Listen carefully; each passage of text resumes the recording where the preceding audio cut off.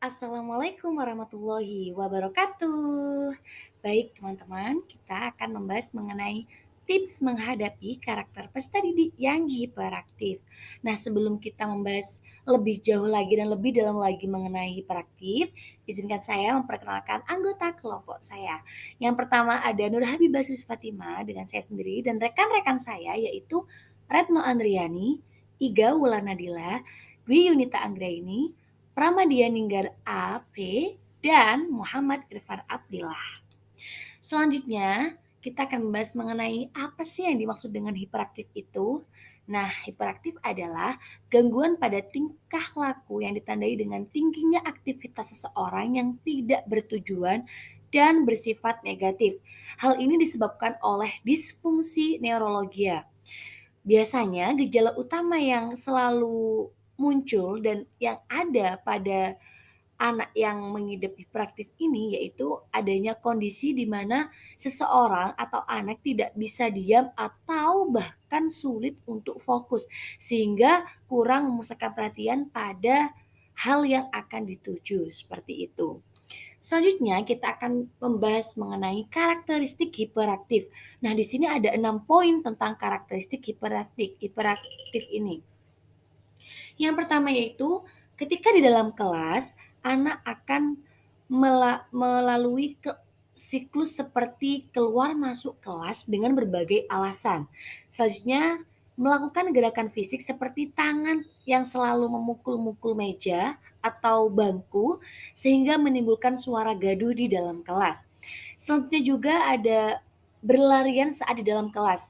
Jadi peserta didik atau anak tersebut selalu berlari-lari di dalam kelas tanpa arah atau bisa dikatakan dengan bermain-main di dalam kelas pada saat jam belajar berlangsung.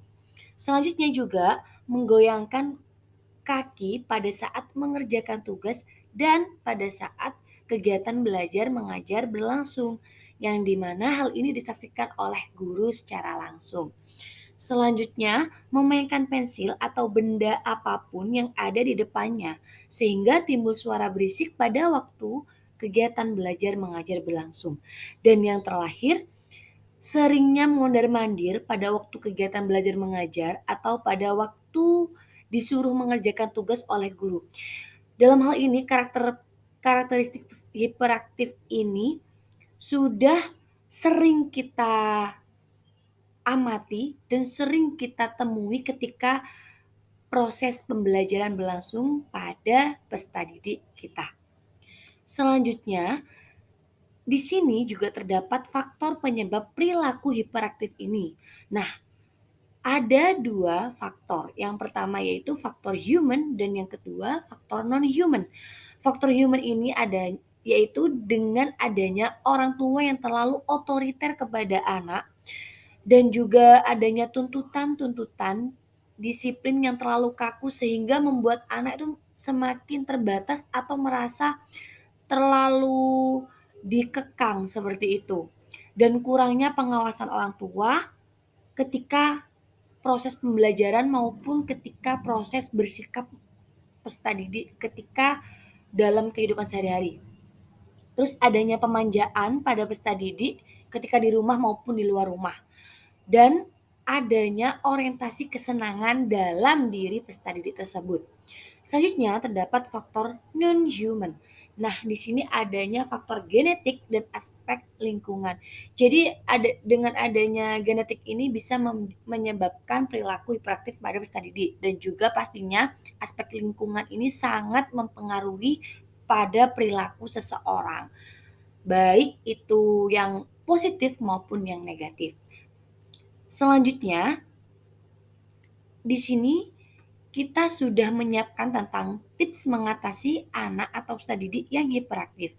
Yang pertama yaitu tidak membatasi waktu bermain anak. Dalam hal ini bukan semena-mena anak dibebaskan dalam bermain, tidak.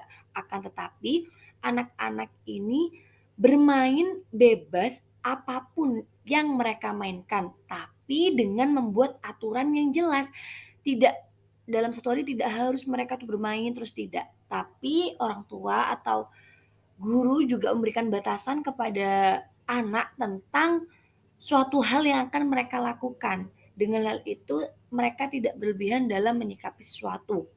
Yang kedua, dengan menghindari pemberian tugas yang terlalu rumit dan memberikan pujian ketika menyelesaikan tugas. Jadi peserta didik atau anak jika diberikan tugas yang terlalu rumit, mereka akan enggan mengerjakan dan sudah menyerah sebelum mereka bertarung.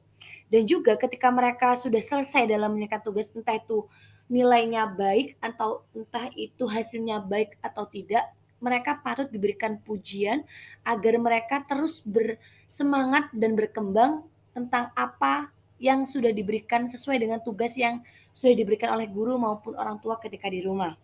Yang terakhir yaitu mengajak anak untuk melakukan aktivitas bersama. Akan tapi aktivitas ini bersifat positif atau berdampak baik bagi anak dalam kehidupannya.